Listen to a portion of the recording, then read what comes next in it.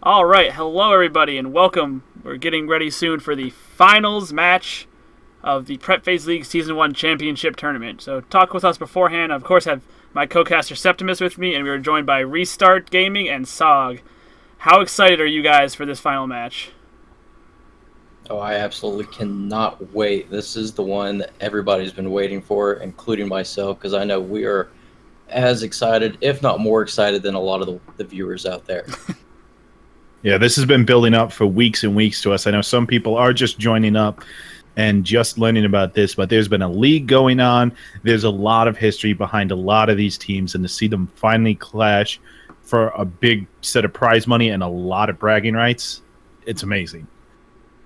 For me, it's the best two stories of the season are coming together in the finals. Like I love the story of Trash, undefeated through the whole thing. They haven't dropped a single match, even some close ones. They almost lost one to Cookie Cutters in the regular season. They could easily have dropped one earlier today to Just Shoot 'em. It didn't quite happen, so they're going into the finals undefeated.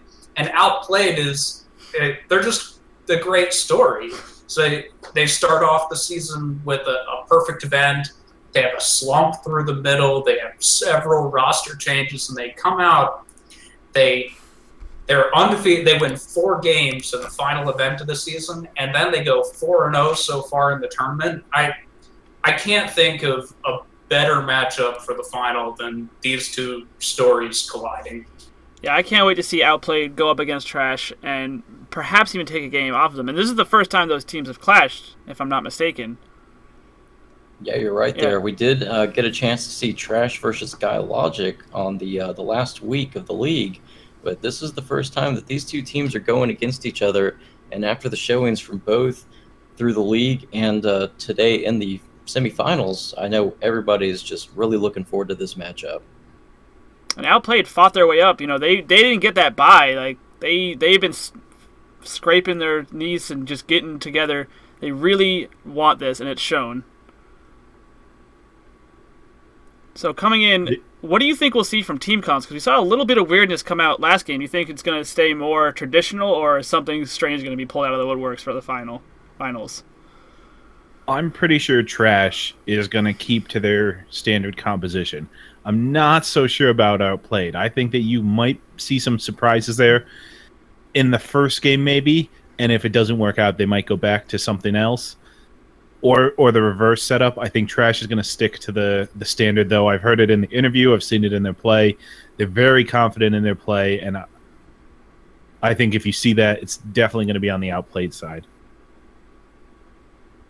I think also that Lockwood as a band becomes much more valuable when you're playing against Outplayed, because Road is widely known as one of the best Lockwood players in the game, but Trash loves to ban Helium because of the variability that comes into a match when Helio's in there. It just changes the way you play the game, and they don't want to have to deal with that. So how do you avoid the Helio problem and keep Road out of Outplay, or keep Lockwood out of Road's hands? And I think that it changes the draft completely. You don't think of it in the same way as you do against other teams when you're playing Outplayed. I think something I'm interested in is sort of within these two teams that are full of great players is Safiel versus Etheria on the supports, because both have shown today that we both of them earned an MVP shout out in their matches today. So I want to see this clash of these two high tier supports. Which one can really do what they need to do to keep their teams in the fights and set up kills that they need to get. Well, I agree that we have two great supports, but firepowers win games. And from what we've seen in the tournament so far, we've seen Volal's Celeste play, and we've seen Rhodes Lockwood play. We've seen Ash Jackie being fantastic on the Blackburn. Damage wins games. It comes down to firepowers in the end. And in this situation, I agree, though, that because Etheria is such a great support, that you don't feel like Safiel is as much of the advantage as you do in some other matchups. Yeah, I mean, I think, and straight across the board, we have, Avaki and Road, the captains and main firepower players for their team. Like, that's got to be exciting to see head to head. And then Craner and Wallalol, we see a lot of them switching back and forth between who's frontline, who's firepower, depending on how the picks go. So I think the pick and ban will decide a lot of who plays what roles, for at least for Trash. And of course, Millie on the side of if they let Millie have that Rask, I think it's going to be a big problem for them. He's shown again and again that he can take that guy and just be such a nuisance for the enemy team. And that's the problem at this level. You mentioned back to Road on Lockwood, Baby Millie on Rask. There's too much to ban. There's things that are going to slip through. And then we've seen that there's really a big Asana favoring earlier today from Trash. But do they suck it up and play Rask instead as a fake ban? Do they pick first to actually mess up the other team just as extra bans because they might not be able to keep the opposing team off of Lockwood and Helio and Rask and everything they want to counter?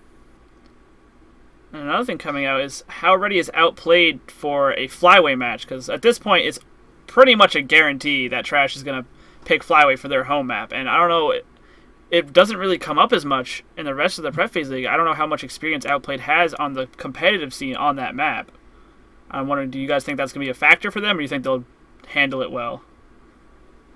I think the map pick is a big part of what Lancers you're going to play. And once again, as been stated, at this level, a lot of the people can play multiple Lancers incredibly well to make up for the fact that there's essentially going to be 1 to 2 of their favorite Lancers picked, bans, or just not available to them.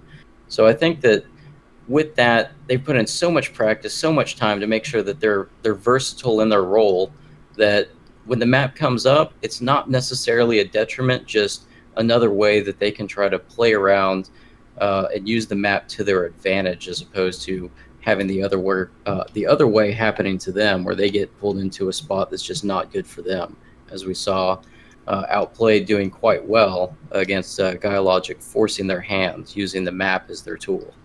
And while they haven't played this particular map maybe a lot in the competitive league, they're definitely no strangers to Atlas Reactor, and they play a lot together just in the solo queue and the rank testing. I think that they're going to be very comfortable with whatever map is chosen, and I don't think that the lack of experience on a map is really going to hold them back here, if it is indeed Flyweight that's chosen. The only specific map-related thing I would bring up is that we've seen today, yesterday, and 2 weweeks ago, Outplayed has a way of winning on Evos. And, they may not have played a whole lot of games on Flyway, but they've shown... Sorry, somebody else talk. One thing I'm interested in is we've seen Ash Jackie favoring that Blackburn, and I don't know how you guys feel about this, but for my understanding, Blackburn doesn't quite shine as much on that Flyway. You want him on Evos and Cloudspire, where it's the smaller areas for him to cover, but he doesn't quite have the range of some of the others, and his ult doesn't cover nearly as much of a percentage of the map on Flyway. So do you think even though we've seen Ash Jackie favoring this Blackburn, do you think he would pick it, and do you think it'd be a good idea to pick it into a Flyway map? Well, I think it kind of depends on the mod you choose for him, because he can be pretty useful even on Flyway, as long as you're taking that extended dash is what really makes it or breaks it for him on that map. If you go with any other mod, and although I know the extended range is probably one of the better picks for him, irregardless of map, that's really needed, especially with some of the spread out areas that you can find cover in on Flyway. Yeah, I'm going to go with that. He's fine on Flyway if you work with a team like these teams do. The key with him is not to get stuck in a fight in the middle of the map or across the middle of the map, because as you mentioned, he does have a limited range and it very limits what he can dash to.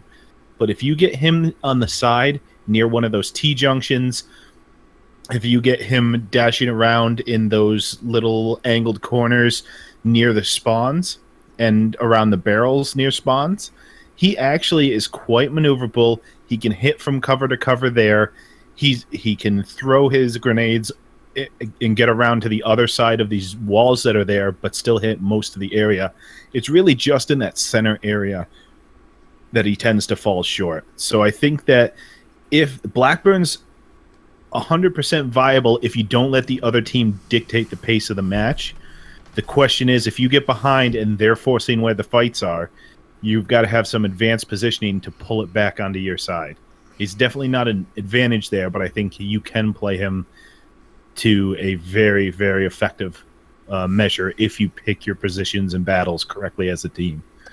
So you mentioned forcing like the flow of the match, sort of. What we've seen a lot from Outplayed is how they play really grouped up and really defensive, which is something we've seen Trash do and seen Trash win against. So you think Outplayed should keep up with that? You know, it's worked for them so far, but I'm sure Trash is aware of it and has something in their pocket to, you know, break them apart. Well, I do want to throw out the point that it has been brought up before. It doesn't always seem like Trash seems to have the strongest early game. And I think part of that is they are waiting to see what the other team is going to end up doing.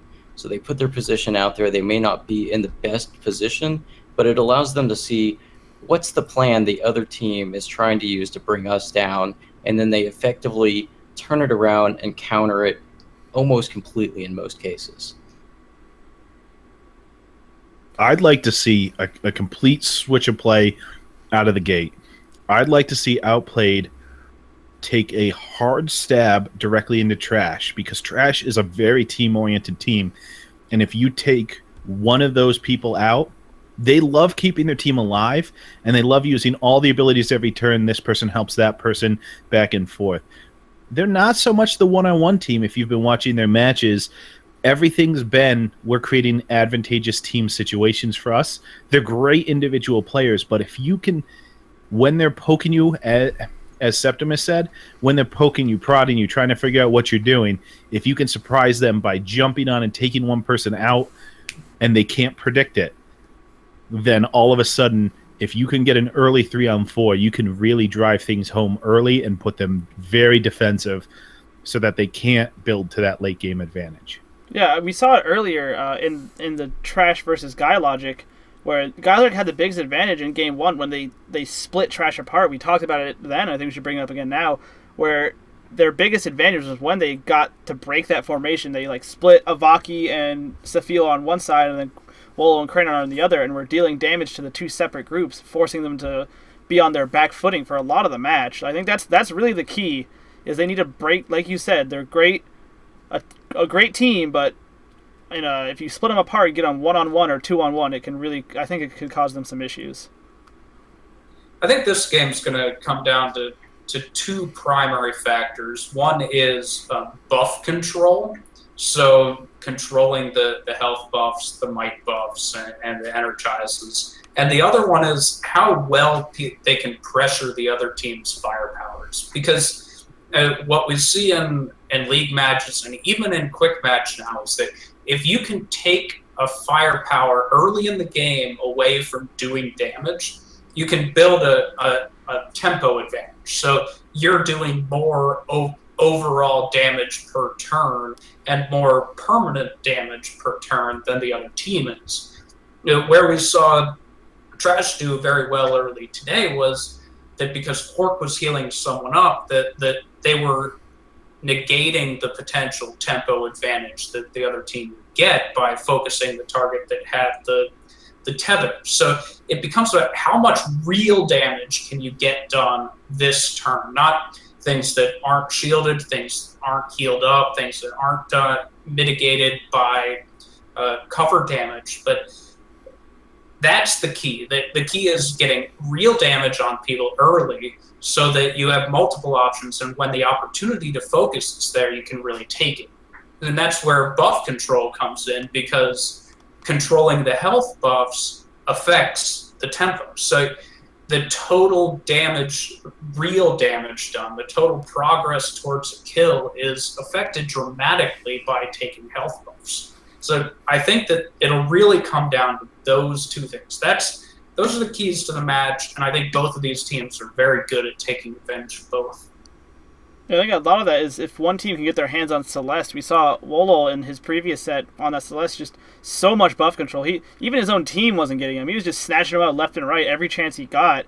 So buff control is important. A lot of that could come down to the draft. If a team wants buff control, then they're going to aim at that Celeste pick. And Volol has proven that being on Celeste, he's really an unstoppable force. Nobody wants to be playing against a team that has Volol on Celeste because Celeste can accomplish both of those things. Celeste can hit more than one target. Celeste can do exceptional single target damage, and Celeste naturally controls buffs. So if you can counter that somehow, you can avoid losing those match keys. Yeah, for sure. And I think coming out for the ban phase, if Trash follows their pattern so far of banning that Helio, then maybe Outplay can pull something tricky and snag a lot of the supports away. Ban another support and then take them away from Trash, force them off the Finn or the Cork, maybe even onto. I know Aurora is sort of lower on Seth's picks for who he wants to support as, even maybe force them off the supports. I think if you can force Trash to go into an off pick, if you can force them to not play their firepower support 2 DPS, but force them to play 3 firepower, you'd have a very interesting match on your hands. I'm not sure you'd have the advantage yet, though. I think they have practiced a multiple firepower comp. I know that is what they're most comfortable with, though, and the old standard applies. If you can take somebody out of your comfort zone, you're already halfway to winning. Yeah.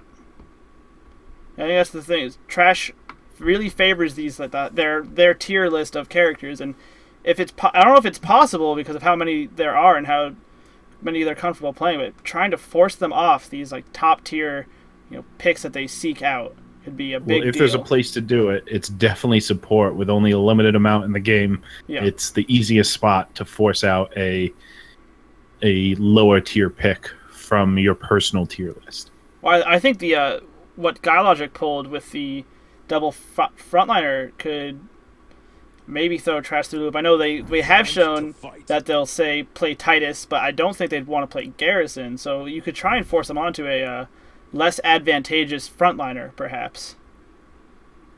Because Garrison has not had a great showing in the Prep Phase League. Well, and I do definitely agree with that. We're maybe not necessarily a double frontliner, but I think if Outplayed goes with a more aggressive tactic in this case, because if they try to play defensively against Trash like they did against Sky Logic, I don't think it'll work out too well, because that's what Trash is expecting to happen. It's been kind of the standard tactic in a lot of these league games, is to not just rush in and try and aggro the enemy team into submission. And I think if they try to go that route, it may be enough to both split up Trash if they can get it done correctly, and also throw them off their tempo of taking it a little bit slow the first couple rounds. Yeah, I think the opening is going to be really interesting because we've seen how careful Outplayed plays, and we've seen how careful. Okay, we've seen how careful Trash plays as well. We might see a bit of that hide and seek stuff coming back that we saw in earlier tournaments where nobody wants to be the aggressor. I know Outplayed obviously favors being on responding to attack, and I know Trash does as well, just from talking to them and in the interviews and watching their gameplay. So it'll almost feel like, I think, both teams trying to force the other into the attacking role. I hope not. I hope we're going to see some clear aggression off the start to set the pace. I understand exactly why they wouldn't, but man, for the finals, I don't want a 1-to-1 overtime. I want kills. I want one team to come out strong and just slug it to the other team and really make a statement. Game 1, set the pace for the entire finals. I'm not saying I want the hide and seek. Preference. I just think it might happen. Preference. Yeah. Do you think that's going to happen, though? Like, these teams are very good at taking advantage of cover, and they're very good at knowing where vision is, where vision isn't. It's unlikely that we see somebody caught out early, but if one person can get caught out early, I could see the other team going into full aggressive mode when they're up, when they have 4 and the other team has 3, and really driving the tempo. Yeah, it's gonna, as soon as someone with how well these teams work together and support one another, as soon as someone takes one step out of line or shows their face just a turn too early, they gotta just pounce on them and do as much as they can before they're allowed to, get the team to back them up or slip away, depending on the character. Just burn them down as quick as you possibly can. And well, it's not easy to catch somebody like that. If you get a pup, if you get a stealth character, if you get somebody hiding in the bushes for a turn or two, sometimes you can catch even the best players out of position when they just have no idea where you are. Well, and that's another thing we've actually seen happening quite a bit with the picks and bans. You don't see a lot of those characters without an escape, of course, excluding the supports, being chosen. It's one of the reasons why, one of the small reasons, in some cases, why they are selected over others is just the fact that they do have an ability that allows them to get away if they need to. Yeah, we haven't really seen. We've seen a little bit of Nick's pickup, but the teams want to play careful, and I think that's the reason that Trash picked Quark earlier, is because he's the only support with a dash, and they wanted to make sure. And also in that same game, you mentioned forcing someone out. Avaki himself was forced back a lot in their first game against Skylogic, and until he came back in, it gave them an advantage. He was only being able to chip away while they just kept pounding away at him and making sure that Safiel was taking all his turns to just heal him back up. So it's possible to get these guys on their back foot. Yeah, and I think that first game was definitely an example of how that can be done, and just probably one of the better tactics to go about should you ever face Trash out there in the pubs. Yeah. So it looks like it's just about time for the match to start. Any final words from our guests here before we get right into picks and bans for the finals match of the championship tournament?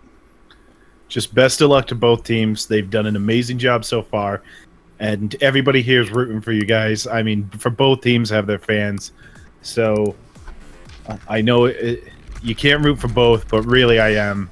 Both sides, good luck.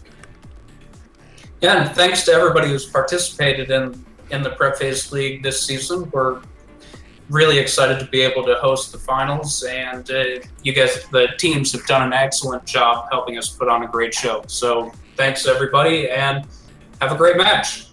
All right. So the teams know we're ready for draft. Septimus, are you ready for Game 1 of the finals? I am absolutely ready for this. I have been waiting for 2 weeks for this to happen. I'm already on the edge of my seat. Yeah, I didn't even know what to do with myself on that 1 week break before these started. Yeah, I mean, just felt so weird. Imagine what are we gonna do in the downtime between seasons? Well, I know what I'll be doing. I'll be playing a lot of Atlas Reactor. Reactor. Still playing Atlas Reactor. That's what we're gonna be doing. That's always what we'll be doing. All right, so it looks like teams are just getting readied up. We're about to go into the picks and bans. Team Trash going to be home, so they get the first pick of the map. And I think we know where that's going to be. So it's time to see how Outplayed, right off the bat, they have it cut out from. Just Trash has shown they're real good at picks and bans, but show us Outplayed. I don't know if people respect this phase of the match as much as some others do, but this is really, really important coming in. Yeah, and that is one thing, to be fair, until I really started hearing some of the team captains talk about their pick and ban tactics, I wasn't aware how much this could actually affect the game. And there is that flyaway freighter pick, as you called it. Oh yeah, no surprise there. I do find it a little interesting that out of all the teams, the undefeated team is the one who enjoys playing on the least played map the most. I think there's some sort of tactic there. They like the fact that it is a lesser played map. I think they like how big it is and the opportunity it gives them to use that really good positioning that Trash is known for to the biggest advantage they can. They've always shown that they're really good at putting themselves in the right position, and Flyway gives them a lot of opportunities for that. So just coming in, Trash with that Helio ban, Outplayed guess they were paying attention. Doesn't want Wool anywhere near Celeste. Bans her right away. Picks And up Rask as soon as it happens. Yeah. so this leaves Trash with really good options. I wouldn't be surprised to see them secure that Asana for themselves. Lockwood coming out. Lockwood, great. They want those fire. If they're not going to get Celeste, they're going to get their next two favorites, I guess. So in this will be a little interesting because at this point there's only a handful of good firepowers left. I can imagine we'll probably be seeing Nyx come out. Probably Blackburn again as well. Picking Nyx into Lockwood Gray is a risky choice, but On a could map work as large out. as Flyaway, you might be able to do it with that extra range as long as you stay out of their grasp. Yeah, it looks like Outplayed's taking this pick really seriously. And they're not just doing a reflex one. I'm wondering if they're talking about taking away Asana and forcing Trash onto a off frontliner pick. Looks like they instead secure Etheria. Loves that Aurora, and they want to make sure she gets her choice of support. So there it is, Etheria. Almost certain, like, I don't know who else to be playing it. And we're going into Trash pick. So Trash probably doesn't have to worry about picking their support now. They can think about their frontliner instead. Oh, they're going to grab the Finn, though. They want to make sure... They're making sure Outplayed isn't doing anything funky with their picks. Yeah, and they do really seem to favor that Finn as well with the AoE heals and the bubble. Seems to really work into their tactic. Yeah, I mean, Safiel is such a big fan of that Finn, and he doesn't like it when it gets taken away. So I guess they're making sure, and like Outplayed might try something weird. They might have gone for a double support to force Trash off to something they might not want to play as much. Now, Outplayed they got to be thinking about fire powers. I mean, it's safe to assume they can pick whatever they want, but who do you bring into this comp already? Like Gremo, it wouldn't be a bad choice. Yeah, possibly Grimo. I might say the Blackburn as well, just because we've been seeing Ash Jackie play him, and of course Zuki coming out. Zuki Mania is on its way, apparently. Now look at that last pick, that last probably firepower. I think Gremo is the way to go on this map against this team they already have set up. You want someone with a leap. You want someone who has lots of range. You can do safe damage. That's what I do. And try to close off some of those areas just by placing mines all over the place. Definitely not a bad tactic as well. So we did see in Game 1 of Logic versus Trash that they're pretty good at doing some silly movements to avoid mine laying. There was that one move where Craner just dipped out around the mine. I couldn't believe Craner and Ivaki in the same move just zigzagged past two mines like it was nothing. Yeah, and there it is, the Gremo pick. Gremo. So this is Asana. Right, this shouldn't take long. Unless they're going to do... Yeah, all right. Yeah, I was going to say unless they're going to make me happy, but of course, no. Yeah. They want to win this game. Why would they want to do that? So they pick the Asana. So, two strong drafts coming out. Trash with Lockwood, Gray, Finn, Asana. Outplayed Rask, Aurora, Zuki, Gremo. Who do you think came out on top in the draft? Well, so I was just really noticing that Trash, for the most part, seems to have what they want to play almost every time. And I'm not sure how they quite pull it off because I've watched their picks and bans many times, but they always seem to have almost the exact same composition, excluding maybe one freelancer. Yeah. So they're playing what they know, and that gives them a direct advantage. Of course, Outplayed with the Rask, the Grimo, and of course Etheria on her Aurora, they're definitely playing characters that they know very well at the same time. So it's really a tough pick here around. I'm going to have to lean towards Trash just because Zuki has been pretty hit or miss so far in the league, but Trash is bringing a lot of consistent characters that we know can handle themselves well. And this is almost, if you saw the Trash Tactics post, this is almost their dream team. They just didn't quite get their hands on that Rask, so they're all very comfortable. And yeah, and also the fact that, once again, a little biased, Outplayed has got that Rask on there. I do enjoy that. And like I mentioned, I really want to see the underdog win. I want to see the upset happen, and I think it's going to be great, but these games are going to be just tremendous regardless of how they turn Yeah, out. I am excited. I know I'm gonna be there the whole game anyway, so I'm just gonna get on the edge of my seat now. Just get comfortable here because this is where it's all gonna go down. And this is only game 1. This is a best of 3. So this first match sets the tempo, but certainly doesn't end it for anyone. So what do you think? Do you think we will finally see that 3-turn game we've been waiting for? You mean game 3? No. So, it's best of 3. Do you think we're finally going to see it make to actually 3 games? Yeah. That I want to see it. I think someone needs to take a game off Trash. Yeah. So I'd like to see it happen at least once. Although I would definitely have to hand it to them if they went undefeated for an entire season. That would be incredibly impressive. Yeah. But nobody wants to see somebody win it all. Yeah. I think. And if anyone's going to do it, Outplayed, we mentioned in the pre-show, just such a strong resurgence since the start. Like, they really came together. They found just the right people. They brought in Etheria and Millie, really good pickups to what they already had going, and it's really shown to be working. These guys synergize well together. They stay so grouped up, so coordinated, but at the same time, Trash has been playing together the whole season, and these teams... Yeah, and now, like Saga was mentioning earlier, Outplayed does have a really great story to follow because there was a point in the middle of the season where I was wondering if they were even going to make it to the end as a complete team. And they did. They had, I think, 1 or maybe 2 bad weeks where they didn't do as well as they should have. And then they filled out the roster with more permanent members because they were playing with some subs for a while and really just kind of made it a dream team pushing all the way to the finals. Yeah, and from they had to start on day 1 of the tournament too. They weren't one of the bye teams. They fought their way up here. Oh, here's the countdown to loading. 2, 1. It's about to begin.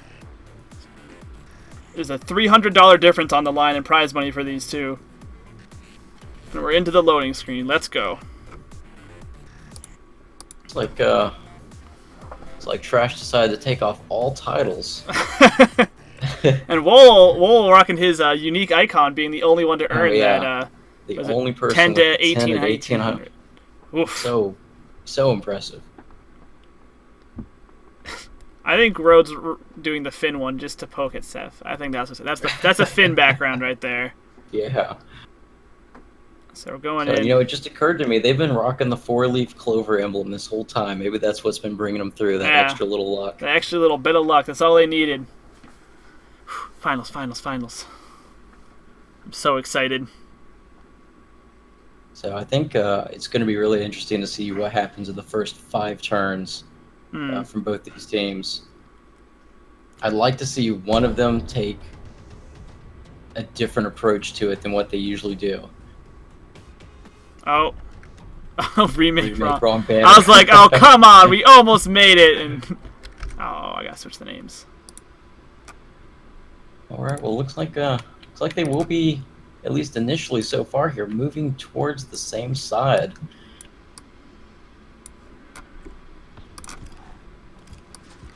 All right. Yeah. Both moving towards the bottom side there, and looks like I don't see any vision from either side, so they are both still invisible to each other. Yep, no one getting eyes on, but they're already so close to clashing. I think that going to see some people moving into that love tunnel, and that's really where things are going to start breaking apart. All right, we got Safil throwing out a bubble, and of course Savaki throwing out that trap, just hoping to catch somebody. It's almost like they know they're over there, because they are just focusing everything on that one side. I mean, it's pretty much a 50-50 shot, but it looks like they called it right. So yeah, the Rio didn't quite make it over there, but we got Baby throwing out some mines just to block off one pathway. Whoa. And the trap does catch Rask for 35. The frontliners pass by each other real quick in the love tunnel environment right there, and now teams. It's always this side of the map. What is it about this spot that is where teams clash on Flyway? But it looks like we're gonna see people start dashing in. We're not wasting any time. I was very wrong about thinking we might see some hide and seek. So this is just gonna go into a mess. And whenever they seem to meet up on this side, it is always just a complete slugfest. I can expect we'll see maybe one early death here for sure. Of course, a little bit of Eels going out, hitting Ash Jackie by missing Ash Jackie by 1 square, who then takes 34 from Gray. Big one on the other side, missing everybody. And then Zuki launching a rocket, dealing 11 to Finn for cover damage, and that bubble going off, slowing both Road and Etheria there, and Baby Millie just throwing the splort down and then taking 38 from Lockwood. Followed by the big one to displace some of the other team. I really like that displacement. What we mentioned earlier is break trash apart, and look, Craner already used his drone, so not going to be able to really have any effect on this coming turn. He's going to spend a whole turn re-engaging, and Avaki and Safil surrounded by Outplayed. Like, they are just closing in. They're doing exactly what they need to do against this team, and they got to pick a target and burn them down as quick as possible. So, of course, Avaki dashing out of that mess, didn't want any part of that. We've got Etheria throwing out the Ion Cloud to land 20 on Safil. Wally doing a swipe to do 28 to both Road and Etheria, and Safil doing 25 to Ash Jackie, while taking another 22 from Zuki, and another 22 from Baby Millie, and 24 plus a slow, keeping him in place just about. Well, I guess we know who Outplayed's target is. Safil, already taken down to 38 health. Bubble on cooldown. Might be forced to take an early death or a catalyst here. And Craner had, like I said, had to spend that whole turn re-engaging. I really like that displacement we saw coming out. It looks like Outplayed went in knowing what they had to do, and they're getting ready for it. Avaki able to escape, and now, split a little bit apart as well. We got a Turtle Tech coming out from Millie, who has the lowest health at the moment. Ash Jackie takes a weaken from a dart, and then takes 30 from a spray and pray. Baby Millie, with that Turtle Tech, only took a net 4 damage from that, and actually got healed up to end up with 6 on the positive. Road doing 32 to Wally, who looks like a bad predict as to the position of Road. And Ash Jackie swiping to hit nothing because of that earlier catalyst, getting Safil out of harm's way. Out of harm's way for about a turn, but now we see, they got Safil's flash out early. That's a big deal for them. But Ash Jackie on the Rask I just noticed that's Ash Jackie on the Rask, is a bit deep. He's surrounded by most of trash, and this is when they start just wailing on him. You can't pick away at Rask. You got to burn him down. So Wolo able to pick up that health buff though, and needs to get back to disrupt that back line. And of course, there's that 30 to keep Rask topped off. Craner throwing up that shield, and then Rask doing a big sweep, catching both Safil and Craner. Safil then doing 25 to Rask, followed by 38 and 34, bringing him down quite low. And looks like Millie just slightly out of range, only able to throw down 2 mines to try and hopefully catch someone. Safil then knocked back into place by that heal. A great combo to keep him locked down. I really like the sticky bombs coming out from Road there. Correct assumption that Wolo would use his Retribution Shield, so it wastes the Retribution Shield cooldown, still will deal damage, and has him on weak. Meanwhile, Ash Jackie turn 7 has the ult already, and is in the center of Team Trash. Safil just on the back footing this whole time since they got that early damage on him, and Millie, who got punished, was able to slip away and gonna provide long-range support from the Demolitions. And there goes Ash Jackie popping a Turtle Tech and his heal to bring him up to a decent amount of health. Of course, Wally then popping his Turtle Tech in response, because both teams are kind of surrounded a little bit. Grimo may not be near, but he can still deal out the damage. That Hair Laser coming out, doing weaken. And of course, there's Ash Jackie with his ultimate, taking 10 from the bubble. Baby Millie throwing out some more mines, probably looks like just not quite in range.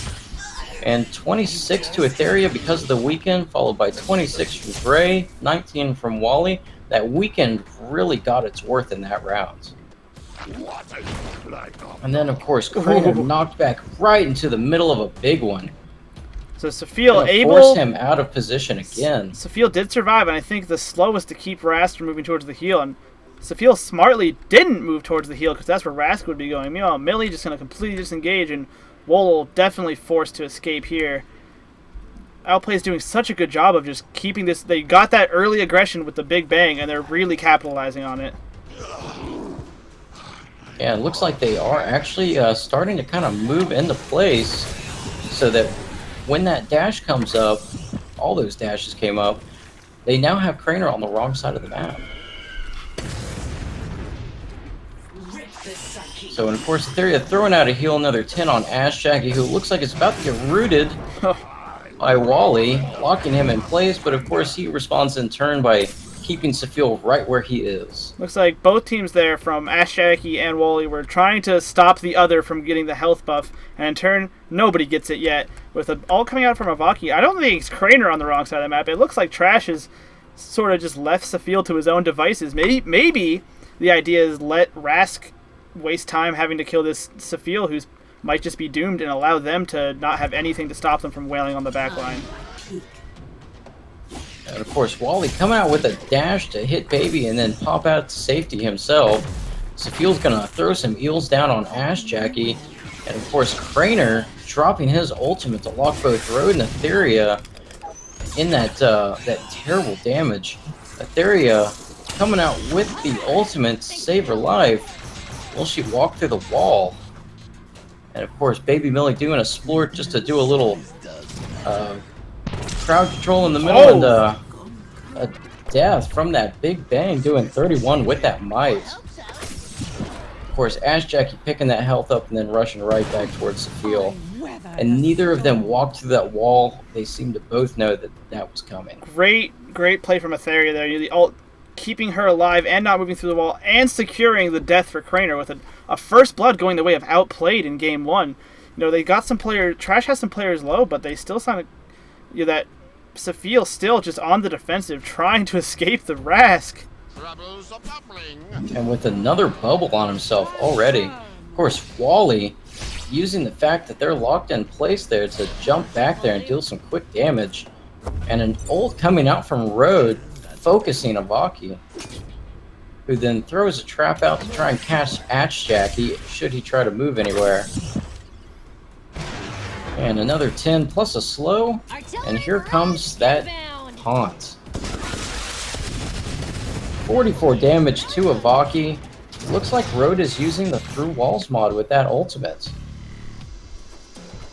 A lot of that ultimate damage was negated by Wolol's counter roll, and they wisely didn't even bother to throw any damage towards Etheria, you know, assuming she'd flash out to save herself. And it looks like Seth finally disengaged from the Rask. I don't know if Ash Jackie thought he'd be going this way or just, you know, decided it wasn't worth the effort anymore, but he did break off. He took the trap in exchange, and Seth might have given himself the breath of air he needs to make it away from this in one piece. And there's Etheria throwing that big 40 heal on herself. Ash Jackie re-engaging with incredibly low health. And Baby Millie throwing out a couple mines. Doing 22 plus possibly another 10 to Safil. And of course Craner doing 17 cover damage to Baby Millie. With Avaki throwing out 34 followed by 25 to Road. And here comes Safil with his ultimate, pulling Baby Millie in for 30 damage and healing himself for a bit as well. Millie did have the right spot to predict that Safil's moves. He took one more step right onto the mine, and now I said he escaped, and it apparently was for not very long, as Millie and Ash Jackie now right on his tail, both sitting on ults. This is Ash Jackie's second ult already on turn 12. Meanwhile, at the other end of the map, Avaki and Wolol trying to just get some return kills and damage onto Road and Etheria while their front line is distracted. So here comes Road throwing out another big one there. And of course Craner missing a dart, I believe, and Ash Jackie doing a fetter to keep Safil into place. And 17 damage going to Baby, 8 health on Road from an Ion Cloud, followed by 25 damage from Wally, 36 going to Etheria, and of course there's that splort for Baby Millie to try and prevent any follows from happening, and his ult coming out. doing 40 and 35, and of course there is the death. Outplayed playing very well right now, splitting Trash up and making 2 kills by round 12. Millie is getting so many people are constantly weakened by Millie's mines, and yeah, they are up 2-0 and 13 turns in. Trash really needs to pick up a return kill, and this Ash Jackie Millie combo in the bottom has been just really wrecking their backline. But Avaki and Wola are getting Road and Etheria pretty dangerously low. They might be able to pick up some kills to bring it a bit more even. Go on, please for me. Alright, there's that Paralaser coming out from Etheria to weaken Wally.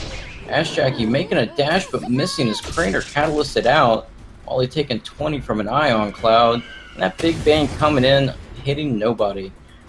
And Wally doing a swipe there, but weakened for only 19. Avaki securing their first kill with a bounce. That puts Trash on the board. They're pretty close on Road's tail. They've got one more turn before his dash is back up. They just used the flash. Question is, can they finish him? Meanwhile, Millie is real low over there, and Craner with the flash down also has another turn. So both these firepowers that flashed have one more turn before they can slip away again. And it's up to them to see if they can capitalize on it. Of course, we got Baby jumping out, dealing 20 damage to Craner as he goes. Wally doing his dash to take 25 on a Road. And Avaki not hitting anything because of that dash. Same thing with that bird coming from Craner. And we got a Sticky Bomb coming out with Weaken on it. Outplayed running a lot of Weaken, I'm seeing. They want to keep their damage as low as possible, and they would have had that kill on Baby Lily if it wasn't for the dash, so I see why they committed to it. But now, Road, who was their lowest target in vision besides Millie, has his jump up again, and Millie once again safely behind a wall to just throw out that hurt. Do what Gremolitions does.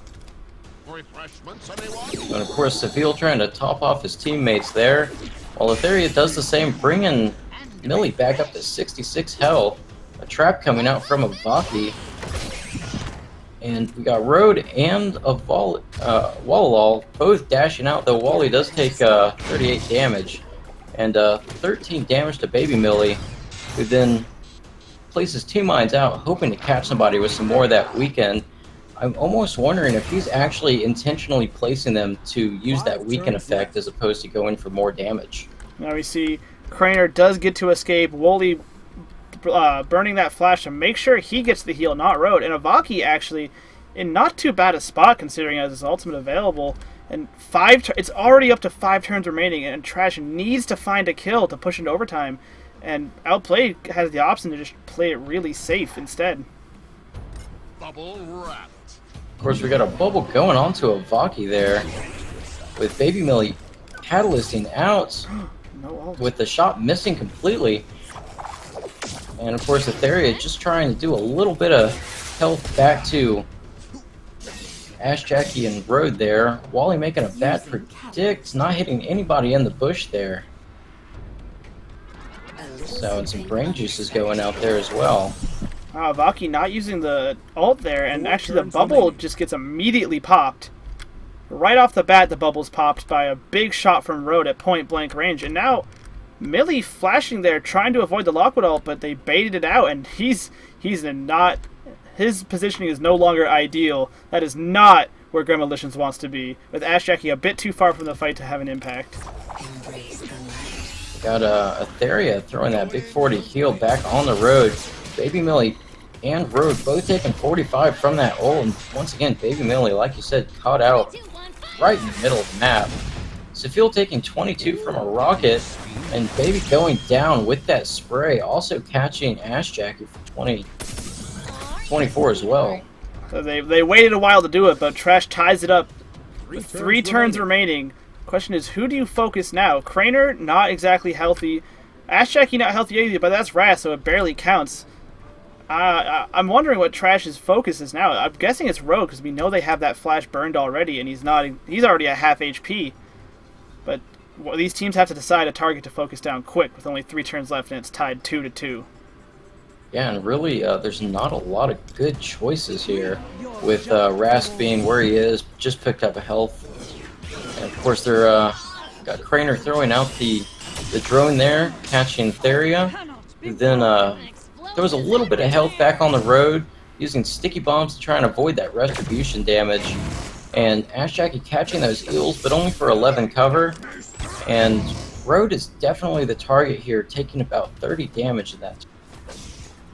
Oh, Road and Avaki both trying to move the same style. Avaki a little bit ahead, and now Road, no dash, no flash, but an ult is what they do have in store for the members of Trash, with Millie respawn not quite close enough, and Craner getting really healed up, both from the heal pickup and Safil being available. And all these telegraphs, I can't begin to understand what's about to happen, but one of these teams needs to find a kill real soon. Well, looks like we're going to have two dashes fighting over that health bubble for sure. And no, it looks like both of them dashed in the opposite direction. So Etheria catching those eels for 22 damage. Baby Millie shooting out some mines, finding nobody. And then that 16 damage from the drone, followed by 34 from Craner. But here comes the ultimate, healing her back up for 24, and Road for 32. So, wow, just all the damage going out. It's really hard to tell what's going to happen here. So here comes that Safil ultimate, catching Road and Etheria. Oh my, Road went up and above the lethal there so many times, the dash putting them below, Aurora pulling it back up, but just enough damage coming out from the Finn ult to finish him off. All Trash has to do now is have nobody die. You know, with Wall sitting on a Sana ult, that's not really a hard thing to do in this situation, and it's up to Outplay. They need to quickly secure a kill to push things into overtime. Ash Jackie topping off there. Safil then healing Craner, trying to make sure that they don't get that one death to tie it back up. Although Etheria throwing out that Ion Cloud. And taking 25, followed by 36 to secure that fourth kill. Looks like Trash decided to make sure, not just survive, but take another kill to secure that win. Wow, what a turnaround from Team Trash in that match. Yeah, that was highly impressive. Down 2-0, turned it around to win 4-2. With just the turnaround was only when there was 5 or 6 turns remaining as well. They were on their back footing once again, and I think we see it coming out. Avaki with that big 572 damage. You know, even when he was forced out of the fight, he was just poking away at, and we saw a big ult coming out as well. And Outplayed also did extremely well. You know, they know what they need to do to combat Trash. It's that break them apart and pick someone down and focus them. But I think Safil did a really good job of just making it take so long for them to kill him off. Well, and what really surprises me here are the damage numbers for Outplayed.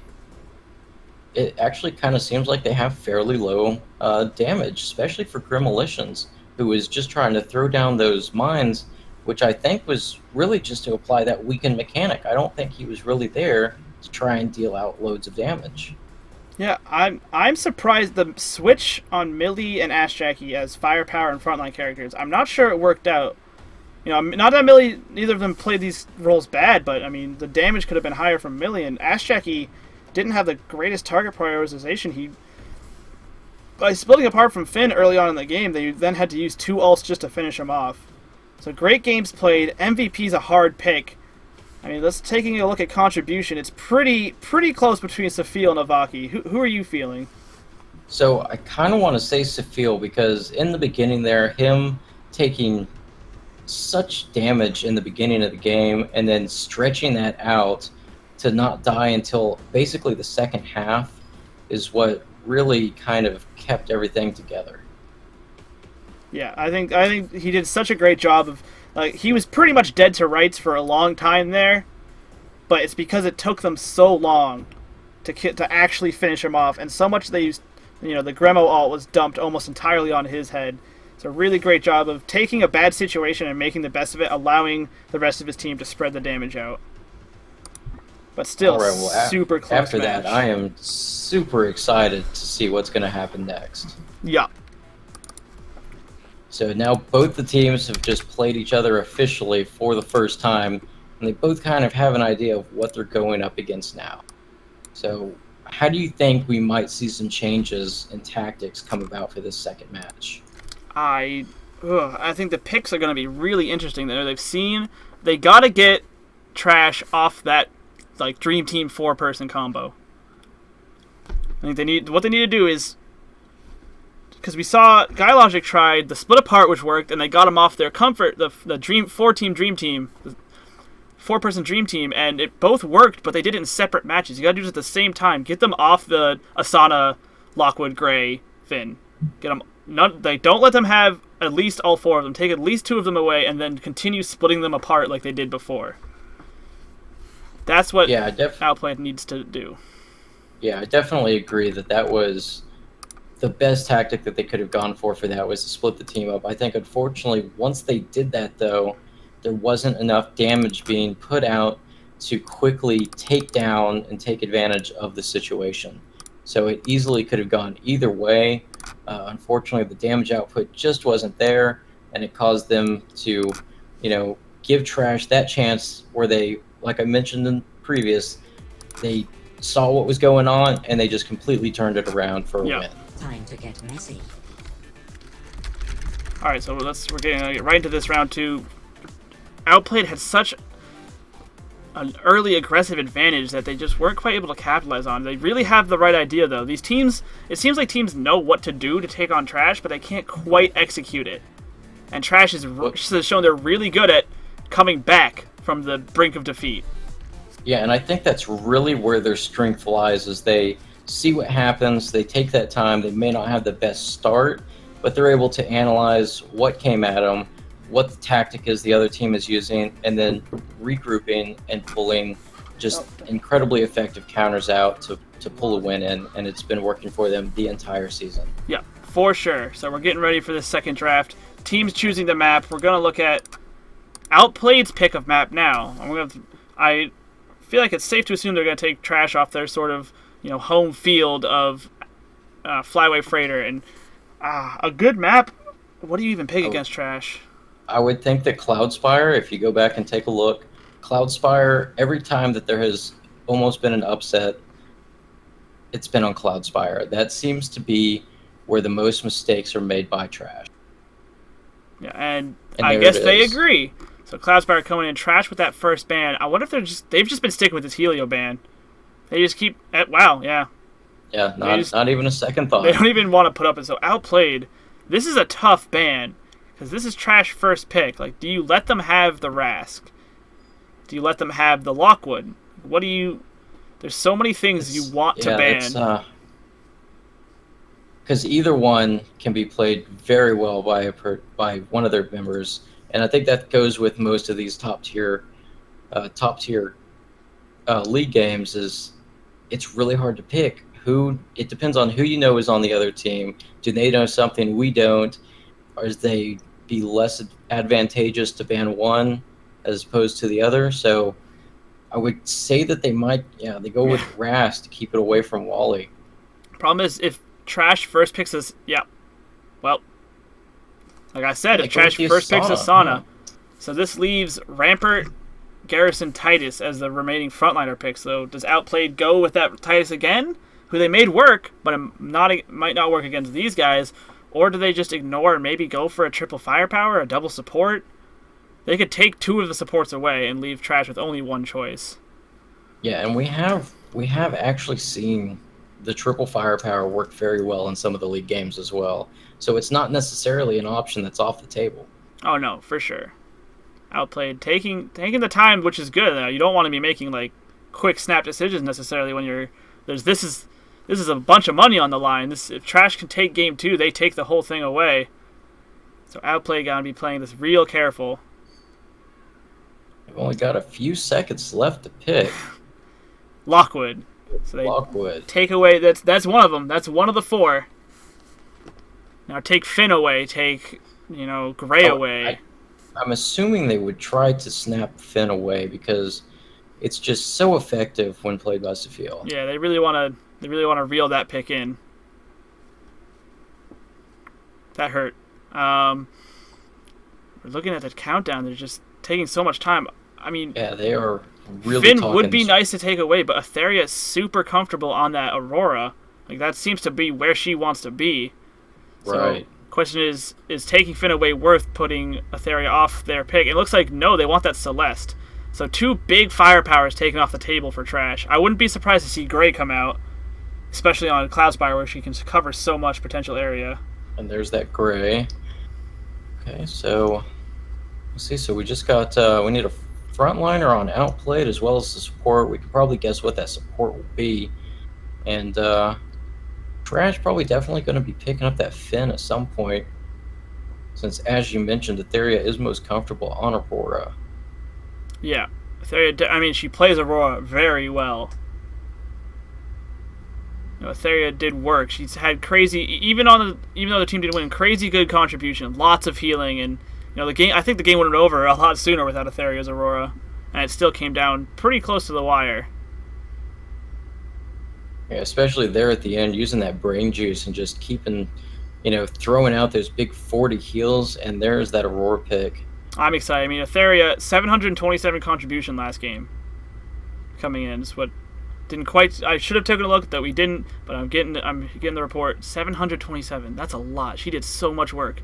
So glad to see her on that again. This does mean that Trash is most likely taking that Finn. So there it goes. Finn and Gremo. Along with Gremolo. All right. So they managed to take one off of that, that Dream 4 comp, but, giving them Gremolitions in return isn't exactly a bad trade for Trash. So let's see. So we're assuming that Outplay is going to go for a frontliner here, just to stick with a standard comp. Which of those 3 do you think they'll go? I know you're just hoping and praying for that Titus, but... I mean, let's see. Looking at the enemy team... Commence. I think I just heard him in the game. You don't want Rampart's Ramper. Rampart into Gray and Gremo and Finn, bad idea. Yeah. Hey! It's Titus. Titus is in the finals! Yes! It's a dream come true. I guess I know which team I'm rooting for. Sorry, Trash, but gotta root for my boy. Look at you switching sides just because of a freelancer pick. Yeah. Yes. I mean, if Trash had Rask, would you pick them? Oh, absolutely. Yeah, exactly. It's important. And I've seen Wally play Rask before, true. and I know that's just disgusting. Baby Millie had a good performance on Titus. If that's who's playing it, had a good performance on Titus in their semifinal rounds. They did win that game. And Celeste, on a map as small as Cloudspire, there's not as much. It's harder to have the pickup control because there's not as many, but with Celeste she's just going to be snatching them all up. This is going to force Trash right off the bat to either give up the might near their spawn or take damage, essentially. That's what Celeste does to you on Cloudspire. Yeah, I mean, usually in this case you'll probably see Asana run up front there and jump right on that might, just so that somebody on their team has it, since I believe this is the only map you can actually land on the might in your very first turn. Yeah. And Celeste is going to be looking to snatch those up. Oh boy. There it is. Game 2. Outplayed versus Trash. If Trash takes this, they take it all home. Well, they take the first place prize home anyway. Outplayed, they've shown that they can put pressure on them. They just need to keep it up. And I'm not only voting for Outplayed because of Titus. I'm voting for Outplayed because I want a Game 3. I want one. Absolutely, and it seems to be that's actually kind of been a pattern with Trash, is we have those games where it looks like, oh my goodness, they're gonna lose, and then they pull that turnaround, and it just needs. I really want to see somebody take that advantage and then follow through with it, and at least just one game, maybe this game. Let's hopefully it happens. Yeah, I mean, because absolutely a round 3 with this much, with this level of skilled play, it's just fascinating to watch. 2, 1. Here we go. Game 2 of the finals of the Prep Phase Championship Tournament. A $600 or a $300 prize on the line. These teams are fighting for something important and just getting right into it. Rhodes still didn't fix that banner. That's not a great confidence booster going in.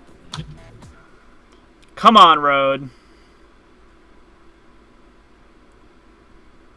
All right, it looks like got Wally on Asana again. Safil, of course, with the support role. Avaki taking the Grimo with Craner on Gray. And Baby Millie sticking to his frontline role, taking that Titus for you. Road, of course, on Lockwood. Ash Jackie on Celeste. And Etheria on her token Aurora. All right. Yeah, she's really made that character shine. I think it's too bad Aurora Theria doesn't work quite as well. I think she deserves that title. All right, so both teams. It looks like another slugfest is about to happen here. Both teams going to the same side. The starting is very important. Actually, Trash opting to just not even bother with that might. And you see, I think Ash Jackie assumed they wouldn't bother with said might and didn't even move towards it. Ash Jackie not in position to grab them both up. And look, Wolo not in brush, not in cover, but they're just just a couple squares out of line of sight. These teams are so close together and have no idea that they're gonna suddenly be bumping into each other in this coming turn. Of course, there's that grab for the might, getting a little bit of energy. Craner, of course, throwing out that drone just to check the other side there, finding nothing. They might have an idea of where they are at this point, but a lot of these teams with their early tactics know that hiding is important to get that advantage, but of course that is all over now. There's no more hiding. In fact, actually, Red Trash can only see Etheria and Baby Millie, but they have last knowns that are pretty accurate on the other two, so I think we're about to see a lot of turn 3 damage coming out, and this could really dictate the pace of the turns to come. Well, and it looks like only Safil and Wally are visible as well to the other team. And of course, there's that bubble going on himself. Safil a little nervous after that last round. And getting that weekend thrown out, along with the dagger on Safil, they are, of course, targeting him again. So 2 mines coming out, doing 22 damage apiece. And then Road doing a spray and pray, popping that dagger and also catching Avaki in the back there. 28 going on Safil and Wally, and another 20 going on to Safil with an Ion Cloud. Let's play a game of hide and seek. Ray that reaching long out range. and finding Road. We have a disconnect from Millie. Let's hope he can connect as fast as possible. Rules of the Prep Phase League are, if you have a disconnect and it's not the load screen, there's not much we can do about it. So let's hope he can get back in quick. In the meantime, we see these terms split off. Good damage being tossed out early from Trash, and they're playing pretty safe with only Wolo advancing and the rest staying grouped up. I guess you were right. Seth really doesn't want a repeat of last game. That last step. But of course, there's that trap going out to cut them both off. And we got a weekend going on Ash Jackie and Baby Millie, who then dashes and misses towards Wallylol, tapping both Etheria and Road for 25 damage apiece. Ash Jackie reaching out and hitting Road for 38. And Etheria doing a little bit of damage and health there, but then got Great reaching out for Road, doing 38 and another 11 with those eels, followed by a big bang, gonna leave him incredibly low. 2 health survival. Wow. And Safil walking right through that trap for 35.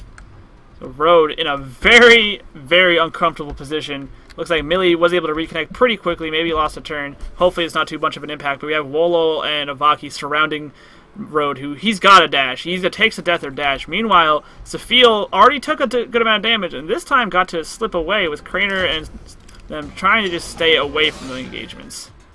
And of course, Safil throwing out those heals, trying to get a little bit up on himself. We got Road dashing out of any kind of damage there. And of course, looks like Avaki was hoping to catch him with one of those. And he does pass that eel to Ash Jackie. Of course, the drone comes in, not quite reaching far enough to hit Road. Ash Jackie reaching out, grabbing that power up, and doing 22 to Wally, and taking a little bit of heal from Etheria, just constantly using that primary ability to top out the teammates. So Road still on his back footing, trapped there in the corner. Wally doing a really good job keeping up the pressure. Well, Craner and Safil continue their disengagement, and Avaki really safely. I mean, he's taken 15 damage this turn, and now he's sitting behind a wall, able to drop some mines on, able to start making that impact. And it looks like Trash is just going to push and push this round. So yeah, definitely Trash going, I guess a little more aggressive than I would usually task them for. So we got a Vaki throwing out those mines, hitting Ash Jackie and Baby Millie, who are both also under the drone. Craner doing 21 Ash Jackie, leaving him with 3 health. Wally just out of range to hit him, but does get Baby and Road there, who is now the focus since the shield was not up at the time. Activating catalyst. Wow. Ash Jackie and Road so low. Ash Jackie's scraping by with 3 health, and Wall doing a really good job of just staying in their face. He's not letting them have a moment to recoup and, you know, let Etheria do what she does and heal them up. And they do have him surrounded, but they can't capitalize on it because Road and Etheria have to worry so much about not dying instead.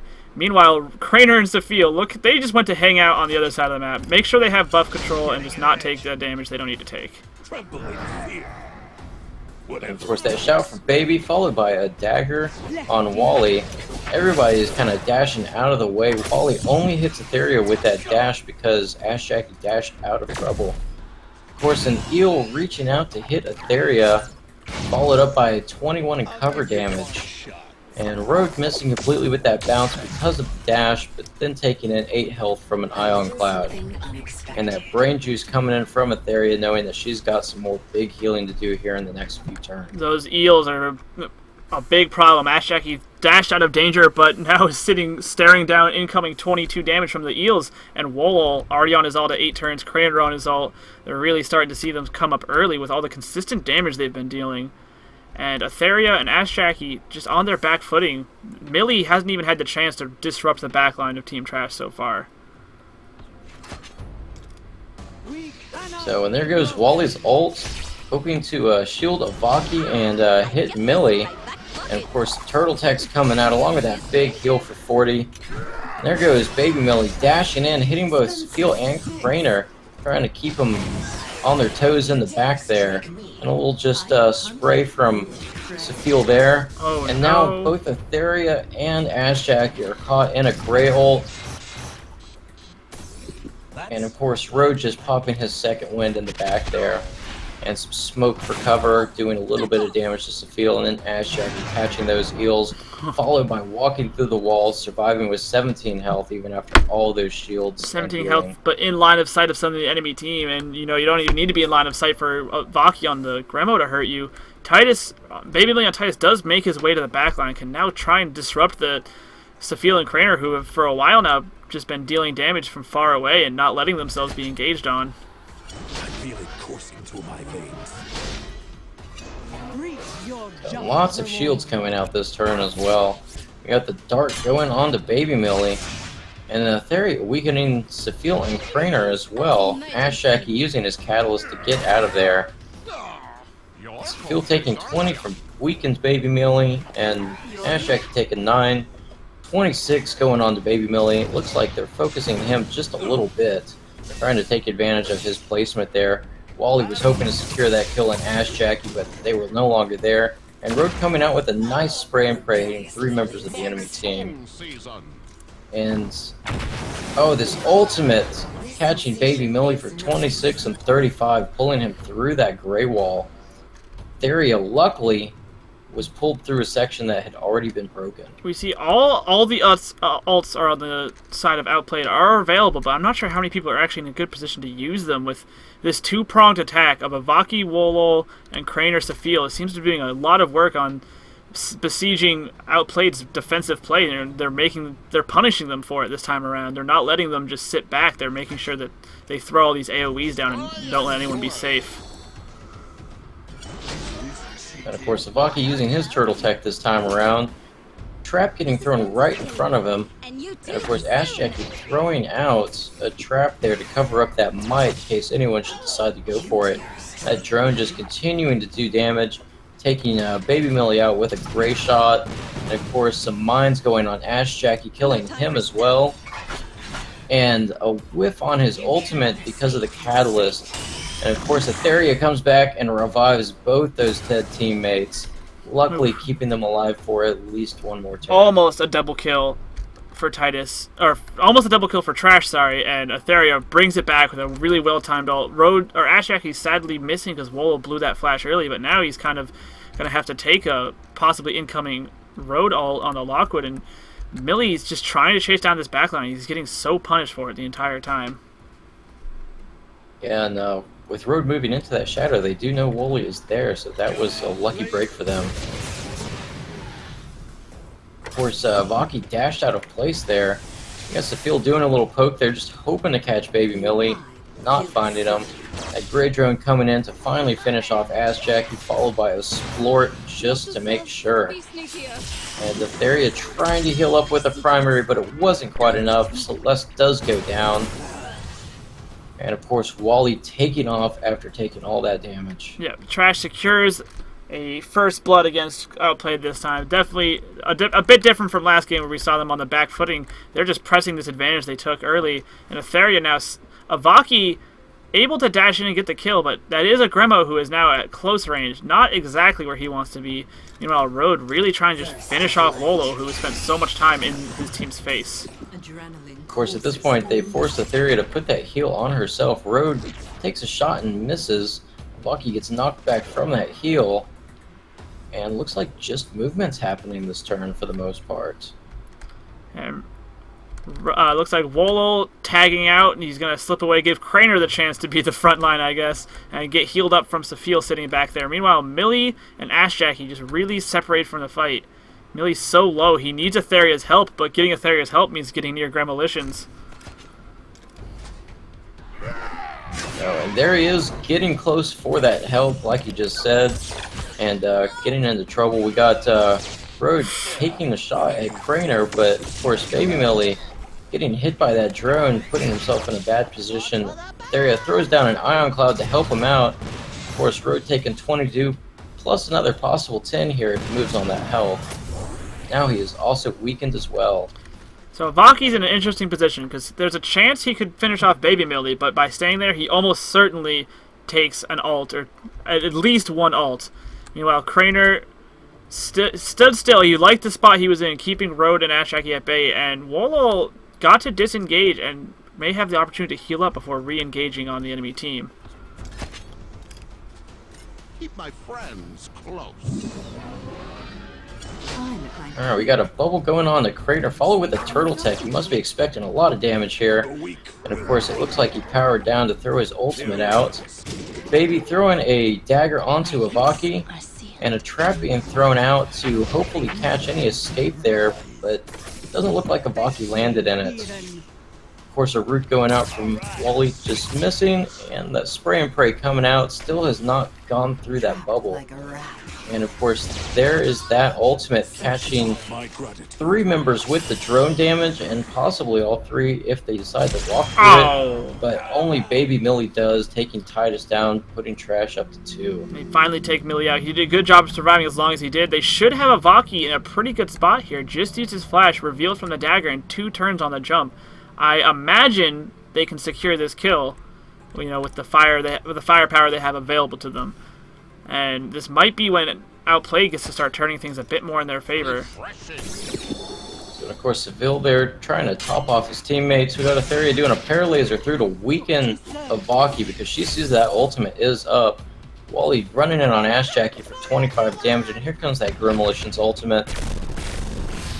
Doing 28 damage almost across the board, although only 22 to Road, followed by that drone damage. They are just really picking away against these guys in the back here. Brander then doing 17 in cover damage to the Road, and Wally taking 34 to the face. Avaki then nearly dying between a dagger and the smoke bombs. The 34 that Wally took to the face was aimed at Avaki, so he does a great job saving his teammate with the body block in exchange for taking a bunch of damage. But on the other side, Etheria with a great paralyzer. That weakened ult really... I'm pretty sure Etheria and Road would be dead if that hadn't been weakened. Instead, they both get to slip away for another turn, maybe heal up, maybe punish Wolo now that he's dashed back in and doesn't have his flash available. But someone needs to find Avaki now that he's so low. And I think Baby Millie is the one to do it. And of course, Ash Jackie getting at 40 to heal Etheria. Not expecting any damage this turn, expecting all of it to go on to Ash Jackie. Sophia throwing out those eels for 11 damage, taking 12 from the drone. Craner also doing 17 in cover damage, and then 25 coming in from Wally. He returns by throwing 38 and taking 12 retribution damage, and then knocking Wally back through a trap, and he gets killed with a big bang from Avaki. I really liked the trap there because Road, correctly assuming he could have just shot Wolol for pretty much equal damage, correctly assumes he's going to Retribution Shield and throws the trap to do damage that will not in turn get him hurt, but it's not quite enough to finish him off, and they trade it back with Trash picking up another kill from a long-range Big Bang from Avaki. Etheria just so low, desperately trying to keep her team alive. Want to see a trick? Of course, Road dashing out of the way, Baby Millie dashing in for the kill on Wally, then taking 25 damage himself. Craner bringing the drone in, hoping to find wherever Road was dashing to, but did not guess correctly, and then taking 18 damage from Etheria. All the health bubbles laying around. Etheria already sitting at 478 healing this match. This game would probably be over if it wasn't for that great healing coming out. Ash Jackie now respawned full health. Avaki was able to slip away, but judging by how things might pan out with these respawns, they might be able to find him, and this is the chance they need to catch up. With only 3 turns remaining, Outplayed needs to find 2 kills. The game And is we've got Craner dashing out of the way. Avaki revealing himself, shooting out 2 mines, just hoping to catch somebody walking that way. Sophia doing 31 to Road, and then Etheria doing whatever she can just to get a little bit more health. Road dealing out 36 damage to Sophia, and then the ultimate coming from Baby Millie, only dealing 18 damage through cover to Sophia. Craner with a great escape. They only have Outplayed has 2 turns to find 2 kills, while meanwhile Trash can just try and survive. Seth, the lowest visible target for Trash right now, but he is sitting on that ult. He is sitting on bubble and heal. He's pretty safe, all things considered. So can Outplayed pick one target to burn down in the remaining 2 turns? Hiding in plain sight. So there we are, Ash Jackie putting that trap out right underneath Gremolitions. We got a dagger coming and hitting Craner, who then turns around and weakens both Baby Millie and Etheria, and then eats an ult from Road, who eats a mine just to take it, along with Might, leaving Craner at 6 health. Avaki then throws out 2 mines, hitting Ash Jackie, hoping to pull some more damage in with a retreat. Smoke bombs coming out, doing 22 damage to him and hiding Road where he's at. And of course, Craner goes down with an Aurora kill. Love to see that. Aurora saving herself with both sitting in her own Ion Cloud with the heal on it, the heal over time, and the heal on her own basic attack, keeping her alive barely. And this gives Outplayed a chance. You know, Avaki's pretty low. Seth just blew his flash. If they can find one of these targets to finish off, Outplayed could push this into overtime. All Trash has to do, though, is not die for this turn, and they take the entire championship. So yeah, this is definitely another one of those edge-of-the-seat matches. Here comes Sophia throwing a bubble on Avaki, trying to protect their lowest health character. Baby Millie doing a dash, but missing because Wally also dashed. Road doing a spray and pray, catching 30 on Sophia. Avaki taking 22 from a trap, but not getting through the shield. And here we go, Gremolitions taking down Aurora for the moment. 28 going out on the Wally, but here comes that ultimate, saving both Etheria and Road. But unfortunately, they were unable to secure a kill, and that was the 20th round. And that means Trash is your championship winners in a 2-0 set against Outplayed, with a close first match and a close second match in the end. What a pair of games played. A couple things to point out here. Etheria's healing was so high that I'm pretty sure that would have been a quick match otherwise. Yeah, 565 healing is no joke. I mean, compared to Sophia, who also a great healer and was kept, in the back quite a bit because, they were focusing him down, did not even half of what Etheria was able to pump out using Aurora. Yeah, and then I think, but MVP, I think an MVP could easily go to Etheria, despite the team not being able to pull out the win. I think on the side of Trash, I might have to give it to Craner with that big 648 damage. Just amazing damage. And he did get caught near the end, but he spent a lot of the match safely dealing on that damage. His drone positioning was amazing. Avaki's positioning too was on point. He almost always was in place to have some sort of influence on the match. And I definitely have to say, some of the moves that were thrown out this turn, like you mentioned, throwing that trap out instead of trying to take some retribution damage, are all just kind of examples of how a lot of these players think. They're like, I don't want to not contribute anything this turn. What can I do that won't be a detriment to my team, that will still be a benefit?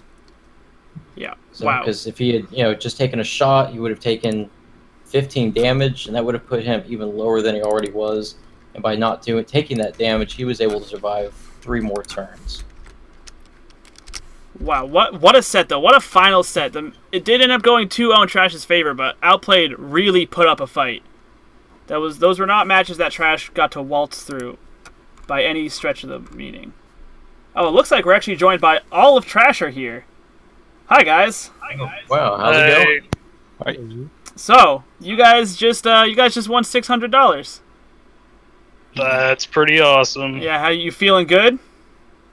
Yeah, feeling real good. Yeah. And So, how are you guys feeling about that? About those wins there? I know the first match was really close. In the second match, it almost looked like Outplayed was going to catch up to you, but you were able to, keep them from securing that final kill to tie it up. Yeah, they were about what we expected. We had all our catalysts and stuff, more catalysts than them at the end of the first one, so we knew, even though we were down a kill, it wasn't that big a deal. We were in pretty good position with catalysts and energy. And then in that second one, we knew we were in a good position with the 3-kill lead at one point, that we could just back off and play safer then. yeah, I think the big thing at the start of the first match was that knockback that just kind of doomed Safil. But you did a really good job, Seth, of making them take a lot of time to actually finish you off. Don't go down easy. Yeah, you certainly did not. So, we've asked some of these questions before. Going into the draft, were you worried that they were going to pull out something weird like a double anything comp, or were you just locked into what you wanted to run? I think the most common comp we saw from you guys was was Lockwood, Gray, Finn, Asana. Is that what you really wanted to bring? Was that like your dream team?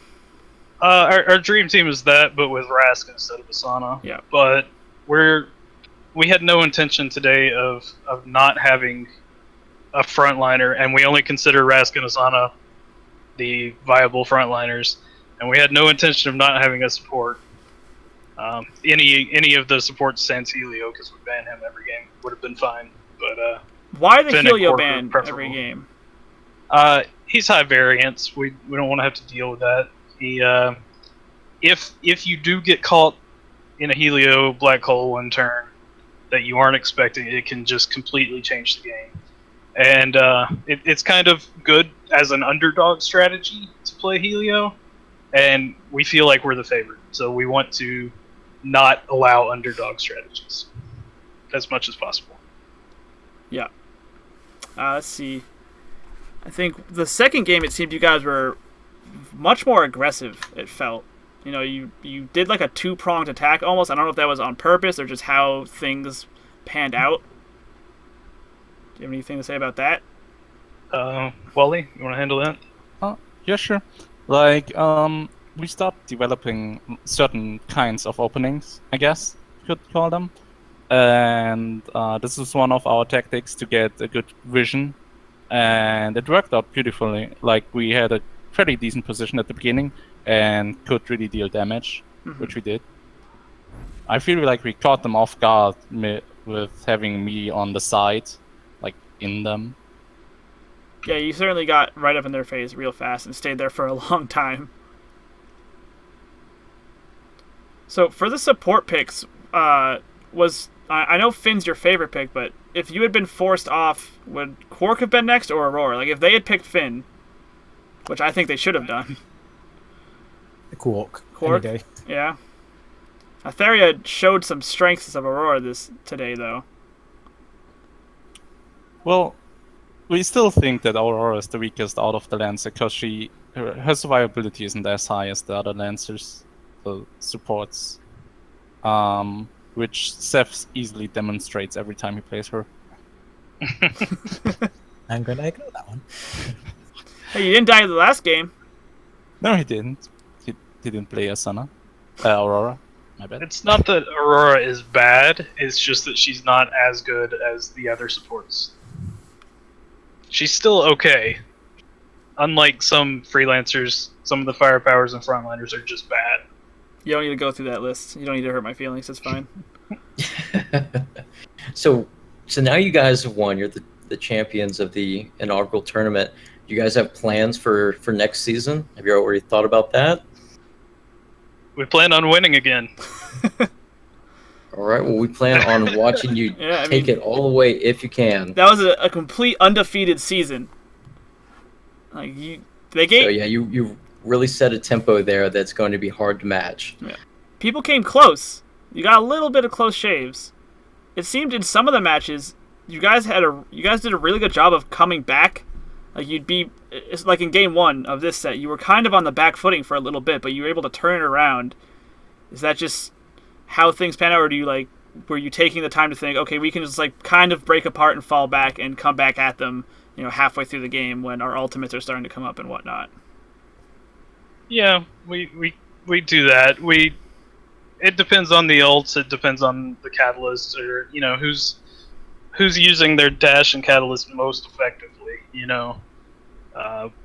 I feel like we're even if it looks like we might be behind when one person who is getting targeted by 3 enemies that turn catalyst. That's a really effective catalyst and can completely change the nature of the game then. And we feel like we're pretty good at using them effectively to change that. Alright, so looking... Oh, Wooly, go ahead. Yeah, like you said, the other teams are really strong in the early game, which kind of we play it safe because over the turns, we are the better players right now, in my opinion, because we're constantly good. Like we will have some bad games, but our average game is pretty high, and we don't go for the max damage, but we will be in safe spots. And some people forget about being in safe spots and die twice, which is really bad. That's one thing I wanted to address, because I wanted to offer my help, our help. If people feel like they want to learn and ask us about certain things, they should come to us and just ask us. Oh, you said you're gonna write a bunch of guides now that you can give away all your strategies because there's not money on the line. You said you're gonna write some guides. Yep. Put those guides on pretphase.com. I'm gonna do that. So looking at the upcoming 3rd place match, do you guys have any do you feel strongly towards one or the other? It's just Shoot 'em versus Guy Logic coming up for that 3rd place match, which I see as going to be a very close set.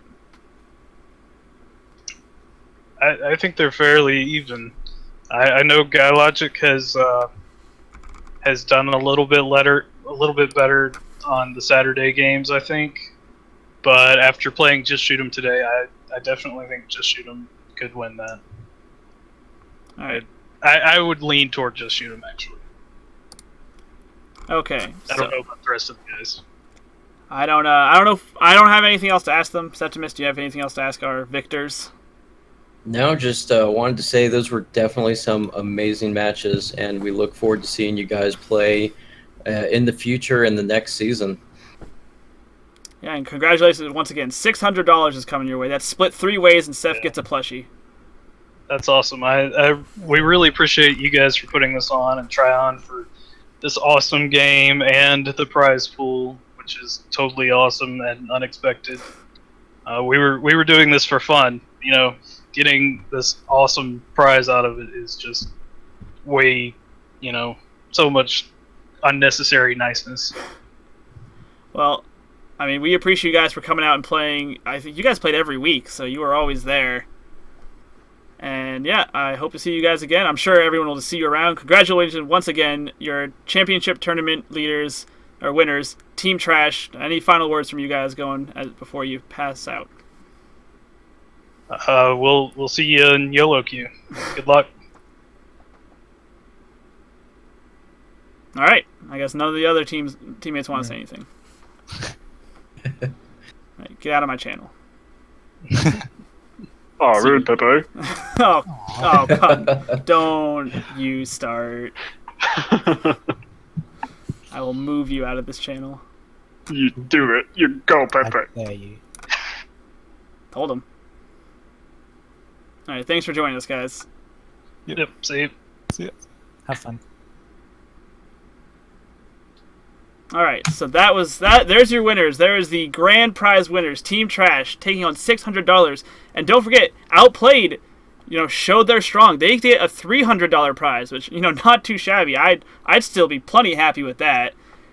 And coming up in about 45 minutes, we're going to have that third place match where Guy Logic and Just Shoot 'em competing for the $300 prize, or third place $100 prize. And I'm definitely gonna watch it. I'm gonna be watching from the sidelines. Septimus and Restart Gaming are gonna take that one over, and I have no doubt that they'll present that just as well as anybody else could. Better even. Absolutely, and it's going to be an exciting one because, as Team Trash stated, that is going to be an incredible matchup. Both teams played very well here, and of course, Just Shoot 'em, I think, really kind of surprised everybody, bringing in a much stronger game than anyone expected against Trash in that semifinal match. Yeah, and Outplayed, I hope they come. I can't wait to see all these teams back. I mean, Outplayed showed how strong they were. They really came together in the end. Etheria, such a strong showing coming. I don't want to just push that off to the side because they didn't win, but they all had strong showings, and their healing coming out. That was a good pickup. So I'm ready to sign off. I'm ready to relax after all these edge of my seat pulse pounding games until the next edge of my seat pulse pounding game in 45 minutes. Do you got anything to say before we take our break, Septimus? Not much. Just want to see everybody here back in about 45 minutes for the third and fourth place match. It will be a good one. Definitely a well-matched team. It'll be Guy Logic versus Just Shoot 'em for the third place $100 prize. 45 minutes. We'll see everybody there. All right. Thank you for joining me today, Septimus. It's been a pleasure. Have a good rest of your evening, everybody watching at home, and thank you.